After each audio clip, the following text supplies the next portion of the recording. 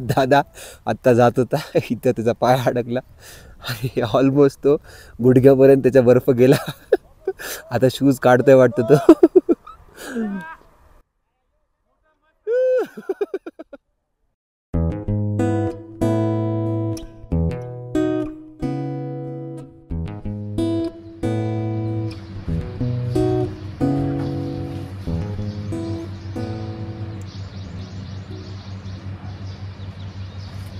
Hello नमस्ते नमस्कार, welcome to my new blog and good morning from Gulmarg. मी आत्ता उठलो सकाळी with this view. Wow, such nice. म्हणजे हे जर काही नसले असते एकदम गाड्या तर it was almost like a wallpaper. म्हणजे हे पण नसायला पाहिजे होतं. तर आमच्या बाल्कनीला हा व्ह्यू आहे इकडचा, हा वाला. आणि ज्या बेडरूमचा म्हणजे जो विंडो आहे, विंडोमधून हा व्ह्यू दिसतो. तसं बाल्कनीमधून दोन्ही व्ह्यू दिसतात. पण सांगतो मी 2 मिनटं ट्रायपॉड बाहेर ठेवला तर पूर्ण थंडगार झालं असं. सो यू कॅन इमॅजिन की थंडीमध्ये, ॲक्च्युअल पीक थंडीमध्ये, हिवाळ्यामध्ये नोव्हेंबर डिसेंबर या सीझनमध्ये आमच्या ड्रायव्हरने सांगितलं की इथं ऑलमोस्ट 6 ते 7 फूट बर्फ असतो. मिनिमम 6 ते 7 फूट असतो. आणि हा जो रोड आम्ही काल इथून आलो, हा रोड पूर्ण त्याने सांगितलं की पूर्ण ते बंद करतात गाड्या वगैरे ट्रान्सपोर्टसाठी. इथं फक्त लगेज वगैरे घेऊन जायचं सगळं रिकामं असतं. तर तांघूळ वगैरे झाली आमची आणि आम्ही दोघं आता आईबाबाच्या रूममध्ये आलो इथं. आणि काश्मीरी कावा सांगितला होता त्यांना आम्ही, तर काश्मीरी कावा पितोय आम्ही. आणि त्याच्यानंतर ब्रेकफास्ट करू आणि आम्ही पुढे निघू. तर आम्ही आता इथं पोहोचलोय गंडोला राईडला. इथून गंडोला राईड चालू होती. हे जे हब दिसतं इकडचं, इथून चालू होती आणि वरपर्यंत जाणार आहेत. आणि त्यांनी सांगितलं की फेज 2ला बर्फ आहे खूप, म्हणजे मायनसमध्ये टेम्परेचर आहे. तर वी आर डिसाइडिंग की वेदर जॅकेट आणि ते शूज वगैरे घ्यायचं का नाही घ्यायचं ते. कारण की असं मी तर आता हे शूज घातलेले आहेत सध्या, हे वाले. पण मग ते वाले इनफ असतील नसतील काय माहिती. आणि जॅकेट पण मी घेतलेलं आहे. तर मग बघू, घेतलं तर एक आई किंवा बाबासाठी कोणासाठी तरी घेऊ. मला तर वाटत नाही मी माझं अजून जे पुलावर आहे वरचं ते घालून घेईल. बट लेट सी काय डिसाईड होतं. कारण की त्याचे पण ऑब्व्हियसली महागच असतील इथं. तर बघू काय डिसाईड होतं ते. तर आम्ही आमचे जे गाईड आहेत आणि जे आमचे एजंट आहेत त्यांना विचारलं की शूज घ्यावे का नाही घ्यावे, हे चालतील का. तर ते बोलले की हे नका घेऊ, हे ह्याचे कपड्याचे आहेत तर ते ओले होऊन जातील. सो बेटर की तुम्ही शूज घ्याच. सो आम्ही शूज घ्यायला आलो इथं. बघू मी किंमत सांगतो तुम्हाला काय रेटने आम्हाला मिळाले शूज. तर असे काही दिसत आहेत शूज माझे. थोडेसे इथून मोठे होत आहेत बट ठीक आहे, कारण की खालून हे होईल मला. हा नंबर आहे 10 नंबर आहे हा. तर बघू, आई स्वेटर तर आम्ही घेतलं, जॅकेट जे आहे ते घेतलं नाही, फक्त आईने घेतलं थंडीसाठी. बाकी आम्ही कोणी घेतलं नाही. तर लेट्स सी. मला फक्त एवढंच भीती वाटते की ह्याच्यात जर बर्फ गेला तर problem. But I make sure की जाणार नाही बर्फ. तर इथून एंट्री आहे आणि असा रस्ता जाऊन तिथं त्याचं स्टेशन म्हणू शकतो आपण. तिथं स्टेशन आहे आणि तिथून मग तुम्ही वर जाऊ शकता. आणि इथं हे बघा, गुलमर्ग गंडोला वेलकम टू. आणि इथं 2 फेज आहेत, फेज 1 आणि फेज 2. तर तुम्ही दोन्ही फेजचे तिकीट काढू शकता जसं तुम्हाला हवं तसं. आम्ही दोन्ही फेजचं काढलेत, फेज 1 आणि फेज 2. सो बेसिकली फेज 2 हे जे खूप हाईटवर आहे आणि तिथं बर्फ जास्त असतो कम्पेअर टू फेज 1. फेज 1ला ॲक्टिव्हिटी खूप जास्त आहेत, फेज 2ला ॲक्टिव्हिटी थोड्या कमी आहेत किंवा नाहीच आहेत, ते माहिती नाही मला. मी फक्त यूट्यूब व्हिडिओ पाहिला आहे, त्यात असं दाखवतं की फेज 1ला जास्त ॲक्टिव्हिटी आहेत कम्पेअर टू फेज 2. फेज 2ला फक्त हाईट आणि बर्फ जास्त आहे. सो बाय डिफॉल्ट ऑक्सिजन लेवल पण खूप कमी असेल फेज 2ला.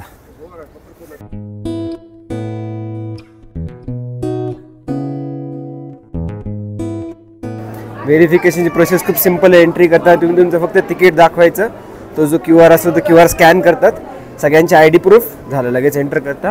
आणि आता इथे येऊन तुम्ही थांबता. इथं काय प्रोसेस आहे बघावं लागेल. थोडीशी लाईन आहे इथं, जास्त नाही आहे. इथून एंट्री आहे, ही लाईन त्यासाठीच आहे.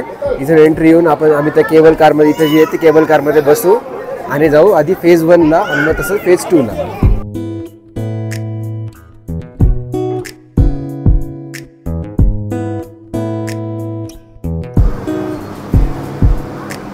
हे आमचे निसार भाई आहेत.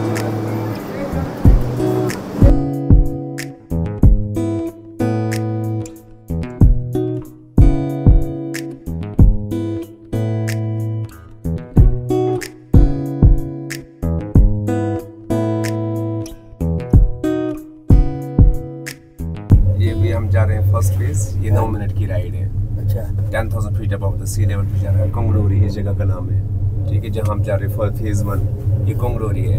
ये गंडोला जो है 1998 में बनाया गया था, फर्स्ट फेज. तो ये सारे पाइन ट्रीज हैं. खेलनमरग नाम सुना होगा. खेलनमरग. जब पहले गंडोला नहीं होता था ना, तब गोली पे लोग जाते थे खेलनमरग बर्फ देखने के लिए. अच्छा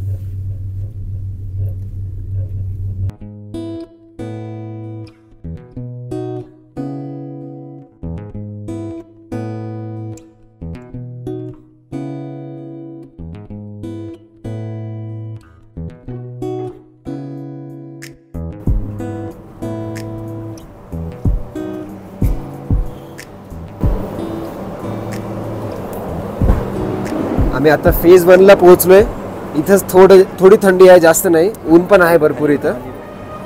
आणि आम्ही लकी आहेत की आम्हाला फेज 2चं तिकीट मिळाले. आता आम्हाला गाईड सांगत होते की लोक फेज 1ला येतात, एन्जॉय करतात, वर बर्फ पाहून म्हणतात की आम्हाला फेज 2चं तिकीट द्या, पण लोकांना मिळत नाही. तर वी आर लकी. हां, ते फेज 2चे फक्त 1300 लोक असतात दिवसात. तर वी आर लकी.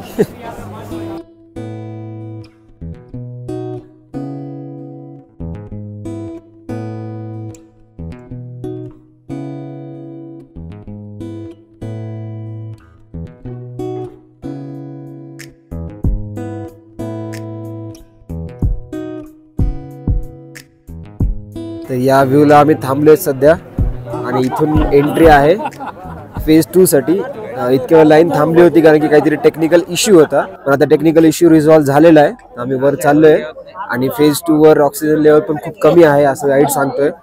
तर बघू काय होतं, लेट्स सी. तिथे गेल्यानंतरच कळेल. इथं टेम्परेचर एवढं जास्त नाहीये, असेल 15, 16, 17 असेल, कारण की एवढं फील होत नाहीये. तर आता आम्ही फेज 2साठी बसलो याच्यामध्ये, गंडोल्यामध्ये, आणि आता तिथून वर जाणार.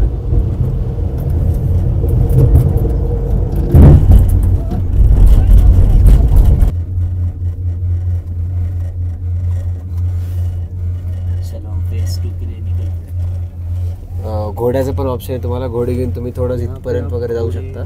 हे जे दिसतंय तुम्हाला लोक इथं काही इथपर्यंत वगैरे जाऊ शकता जर तुमच्याकडे फेज 2चं तिकीट नसेल तर.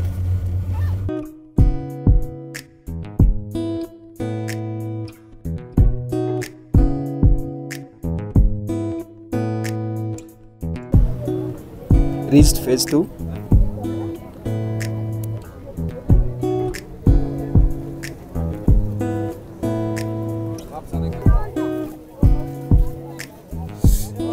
तर आता आम्ही इधर इकडे जाऊ, नाही तर इकडे जाऊ, कारण की जिथं गर्दी कमी आहे जिथं जायचं आहे. कारण की अशा जागी सगळा बर्फ असा चिखल झालेला, ऑलमोस्ट सगळा चिखल म्हणजे सगळ्या धुळीमुळे झालेला आहे. बट झाला ॲक्सिडेंट. ऑक्सिजन लेवल मला काय अशी फार कमी वाटत नाही, ठीक आहे. फक्त थंड वारा आहे. टेम्परेचर मला तिथं नेटवर्क नसल्यामुळे कळत नाही आहे. तर आता आई बाबा दोघं जण इथं बसणार आहेत, मी आणि दादा. आत्ता त्या आम्हाला जो इथले गाईड असतात, म्हणजे हे लोक हे जे घेऊन चाललेत, त्या लोकांनी सांगितलं की पुढे तुम्हाला यायचं असेल तर तुम्ही ती जी त्यांची राईड असते ती घेऊन जाऊन, ह्याच्यामुळे चष्मा घालणं अवघड होते मास्कमुळे, आणि ती गाडी घेऊन जाऊन तुम्ही पुढे LOC आहे तिथे पाहून येऊ शकता. पण मग आई बाबा म्हणे की तुम्ही जाऊन या, आम्ही बसतो फोटो वगैरे काढतो. तर मग मी आणि दादा आम्ही दोघंजणं पुढे जाऊन बघून यायचं. आणि चालणं खूप मुश्किल होतं कारण की सगळा बर्फ अनिवन आहे. कुठेही पाय ठेवला तर माहिती नाही की तिथं पाय राहील नाही राहील. तर त्या LOCला जाण्याच्या आधी आम्ही ठरवलं की इथं एक आपलं इंडियन फ्लॅग लावलेला आहे. इथे इंडियन फ्लॅग लावलेला आहे, इकडं पण काहीतरी आहे आर्मीचं. तर मग आधी आम्ही इंडियन फ्लॅग जवळ जाऊन फोटो वगैरे काढू आणि नंतर मग तिकडे जाऊ.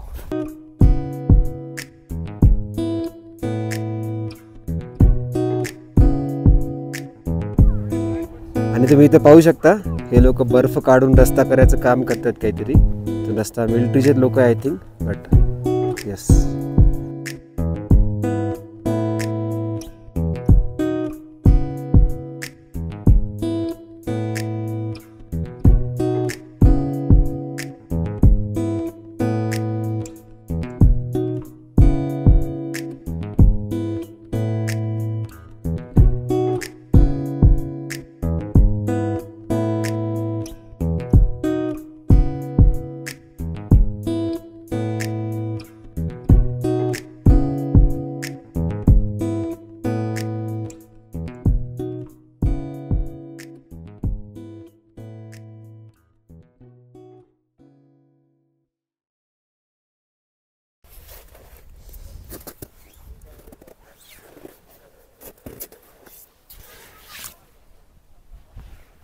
इट फील्स व्हेरी नाईस, शांत आणि छान. ये ना दादा खाली. दादा तिकडे वर थांबला आहे, म्हणजे तो शूट करत होता त्याच्या ब्लॉगसाठी. आणि थंडी बिलकुल काही नाही आहे, ऊन चांगला असल्यामुळे. आणि 11:30 पावणे 12 झालेत. सो ऊन असल्यामुळे काही फील होत नाही एवढं. अरे अरे असं एवढा पाय चाललाय खाली. मजा आहे पण इतक्या वर आहे ना. पण एकदा तरी लाईफमध्ये तर यायला पाहिजे. आणि जेव्हा आपण म्हणजे यंग आहोत तेव्हा चाललेलं केव्हाही बेटर. किंवा मग जर आता जसं समजा एज जसं वाढेल तसं आपल्याला म्हणजे सास फुलणे की तकलीफ वगैरे यायला लागते. दादा आत्ता जात होता, इथं त्याचा पाय अडकला आणि ऑलमोस्ट तो गुडघ्यापर्यंत त्याच्या बर्फ गेला. आता शूज काढतोय वाटतं तो.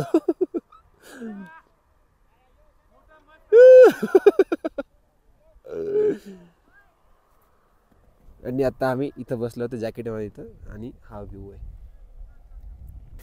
आई बाबा तिकडून येत आहेत, तर मी त्यांच्यासाठी, त्यांची आज ॲनिव्हर्सरी आहे, मला माहीत नसेल तर कमेंट्समध्ये खाली तुम्ही विश करू शकता. आणि त्यांच्यासाठी मी बर्फाचा केक बनवते, म्हणजे आज आम्ही इथंच केक कट करू. बाबाचा आवाज तर मला आला नसेल, बाबा मला वरून आवाज देतात. आता हा मी केक बनवला इथं, बट तो मेल्ट होतोय. I don't know guys can see. Exact गोल नाही आहे, बट गोल तरी आहे. मी 2 मिनिटात जाऊन बाबाला घेऊन येतो, थांबा.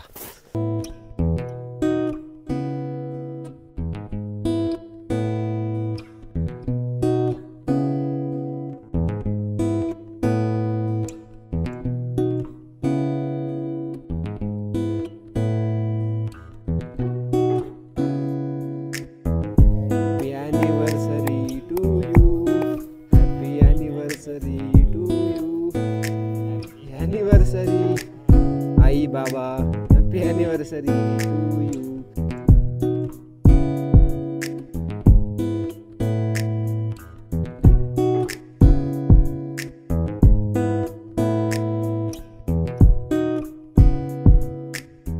इथलं फोटोशूट झालंय कम्प्लीट. आणि आता आम्ही असं जसं वापस आलो तसंच चालून जाऊन तिथं पलीकडे एक टेंट आहे जिथं मॅगी वगैरे भरपूर काही मिळतं गरम गरम. तर मॅगी वगैरे खाऊ आणि मग जाऊ फेज 1ला. असं वाटते पाऊस पडणार आहे. असं पाहिल्यानंतर ढग इकडे बघा किती दाट ढग आले पूर्ण.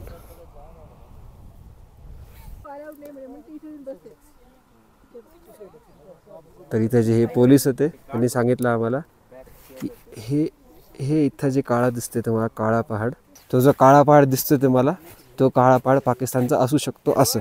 तर आईने हे केलंय आणि इथून तिथपर्यंत जाण्याचे 200 रुपये आम्ही बार्गेन करून घेतो. आप लकी हो, हमें टाइम मिला ना, वरना यहाँ का रेट 1000 है. बापरे. कसम. आईनं परत मॅगी होती, पण मी मॅगी घेतली आहे. आईने पण मॅगी घेतली आहे, बाबांनी कावा घेतलाय आणि दादा काहीच घेत नाहीये. आणि या व्ह्यू सोबत मॅगी खातोय आम्ही. आणि मॅगीची किंमत आहे 100, कावाची पण 100. तर मॅगी वगैरे खाऊन झालं आमचं. आणि आता आम्ही चाललोय वापस, कारण की त्यांनी अनाउन्समेंट केली की तुमचं जर तुम्ही खूप वेळ झाला इथं आला असतात तर लवकर जा, आणि लवकर जा नाही तर तुम्हाला पायी जावं लागेल असं म्हणतायत ते. सो आम्ही लवकर चाललोय.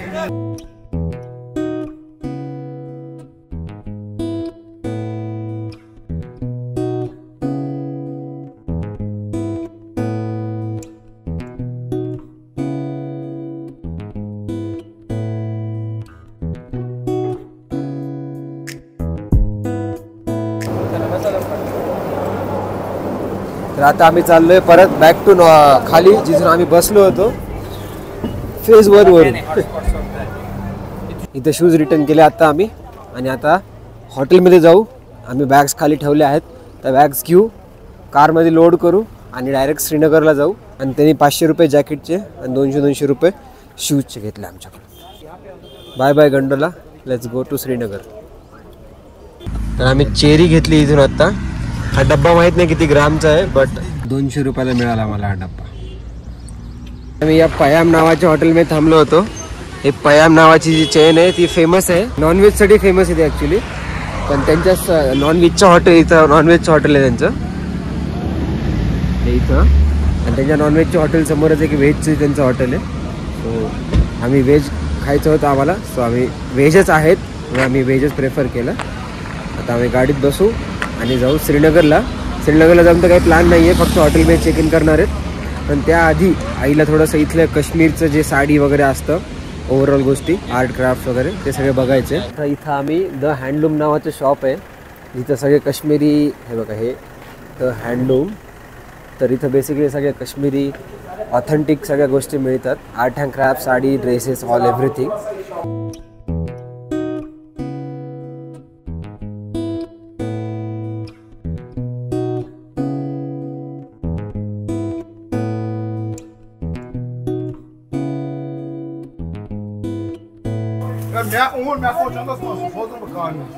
शॉपिंग चालू आहे.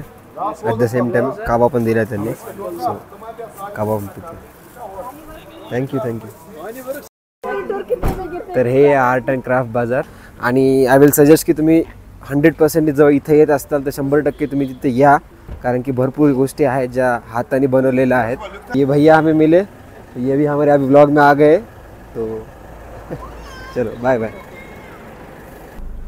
चला. तर त्यांनी माझा माईक पाहून विचारलं की तुम्ही यूट्यूबवर व्हिडिओ टाकता का, तर मग मी सांगितलं त्यांना टाकतो. सबस्क्राईब करून घेतलं बाय द वे. आता आम्ही चाललो आहे श्रीनगरला. तर आम्ही आमच्या हॉटेलला पोहोचलो आता वाजले आहेत 7 वाजले आहेत. आता आम्ही फ्रेश वगैरे होऊ आणि मग थोडंसं इथं जवळपास मार्केटमध्ये फिरायला जाऊ. आणि असं काही आहे लॉबी हॉटेलचं, खूप छान. आता अशाच टाईपचे वर्क मी तिथं पाहिले होते. आणि इकडून इकडे गेल्यानंतर बाकी सगळ्या रूम्स आहेत तिकडं. तर जाऊ. दादा ते फॉर्मॅलिटीज करतोय सगळ्या आणि मग जाऊन चेक इन करतो. Done with the dinner also. आणि आता वाजले आहेत 9 समथिंग काहीतरी वाजले आहेत. आणि जेवण पण खूप छान होतं. जेवण जस्ट झालं म्हणून आम्ही थोडे 5-10 मिनटं आजूबाजूला कुठेतरी जाऊन एक राऊंड मारून येऊ. तर हा ब्लॉग तुम्हाला कसा वाटला सांगा. जे आम्ही बर्फ वगैरे खेळला ते कसे वाटलं सांगा. आणि कमेंट सेक्शनमध्ये काही तुमचे थॉट्स असेल तर टाका. सबस्क्राईब करा, लाईक करा. आणि पुढचे पण ब्लॉग पहा, आधीचे पण ब्लॉग पहा. And I will see you in the next blog मध्ये. कारगिल वॉर मेमोरियल उद्या सकाळी ॲक्च्युली खूप लवकर उठायचे 5 वाजता. आणि कारगिल वॉर मेमोरियल आणि सोनमर्ग आणि अजून एक काहीतरी जागा आहे. तर अशा 2-3 जागा करायच्या आहेत. तर लेट्स सी काय होतं. I will see you the next one. Bye bye.